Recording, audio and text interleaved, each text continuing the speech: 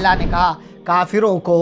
Group کی شکل میں، گروہ کی شکل میں، زمر یعنی گروپ کی شکل میں، جس کے نام پر یہ سورہ ہے، لایا جائے گا، جہنم کی طرف لے جایا جائے گا۔ اور جب جہنم کے دروازے پر پہنچیں گے اور دروازہ کھلا ہوا پائیں گے، جہنم کا داروغہ کہے گا کوئی ڈرانے والا نہیں آیا، کہیں گے آیا تھا لیکن ہم نے ہی جھٹلا دیا، اب یہاں ہمیں جہنم کے اندر ڈالا جا رہا ہے۔ کہا جائے گا جاؤ جہنم کے دروازوں سے داخل ہو جاؤ، ہمیشہ ہمیشہ اسی میں رہنا ہے، اور تکبر کرنے والوں کا بہت برا ٹھکانہ ہے۔ وہیں دوسری طرف جنتیوں کا اللہ نے تذکرہ کیا، جنتیوں کو بھی گروپ کی شکل میں لایا جائے گا، گروہ کی شکل میں لایا جائے گا، اور جنت کے دروازے پر پہنچیں گے، شاندار استقبال کیا جائے گا، دروازہ کھلوایا جائے گا